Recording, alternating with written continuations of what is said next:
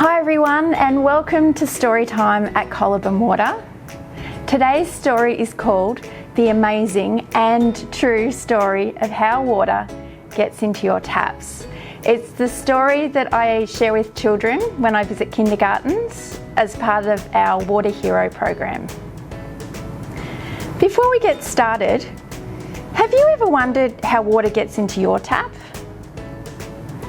I wonder what would happen if there weren't any taps. We'd have to really think about where we got water for drinking and washing and playing too.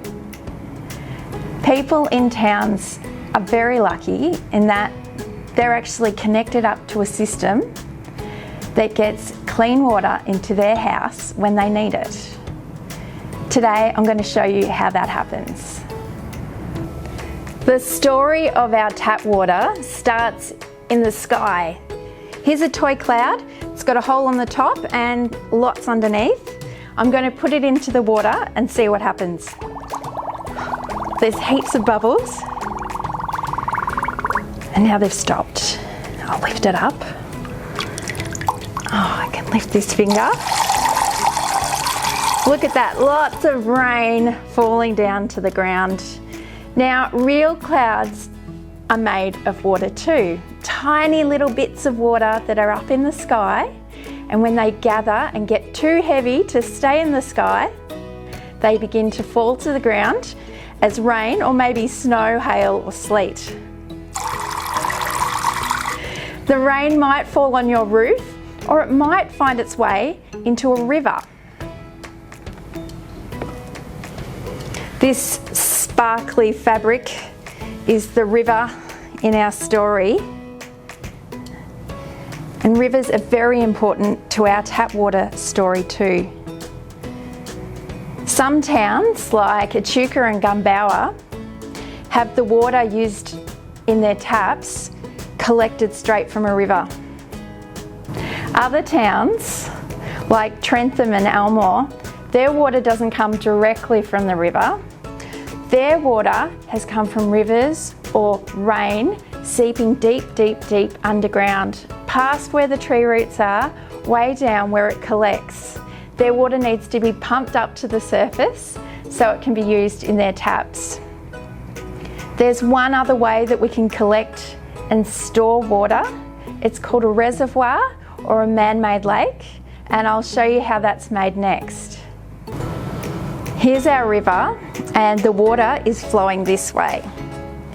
What do you think would happen if someone built a really thick, solid wall here over the river? Do you think that the water would stop?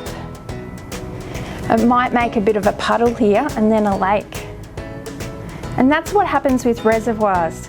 Some of the water can still go through, it's a very fancy wall, but a lot of the water collects in a reservoir, a man-made lake, and that bowl is our man-made lake.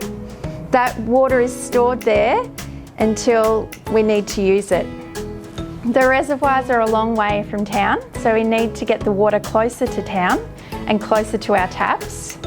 And the way that we do that is with pipes. Now, I've got some very tiny pipes for our story model, our straws. And those pipes take the water down, down, down, so it's closer to town.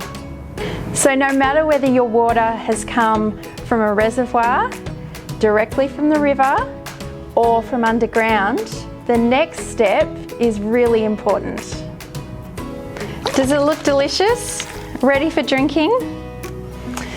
If you compare the river water to the tap water, you can see a real difference. Before the water goes into our taps, we need to make sure that it's clean. We need to make sure that we take out things like dirt and germs. It's a very complicated process, and to explain it, I'd love to show you another little story. I want you to imagine that you've been outside and you've made a fantastic mixture with water. You've put in some straws and some blocks, and it's fantastic, but now you want just water. You want to make some mud pies and you don't want straws and blocks, just water. Now, how would you separate the water from the blocks and straws? You could take them out one by one, but I wonder if there's a tool you could use. Maybe you could use a tool like this, a strainer. A strainer's got lots of tiny holes. Let's see what happens when we pour our mixture through the strainer. Look at that, the water's going through, but the blocks and straws are too big to go through the holes, so they stay behind here. This water isn't going to be clean enough for drinking, but it'll be perfect for mud pies. We use something that's a bit like a strainer. It's a very, very, very fancy strainer. It's called a filter.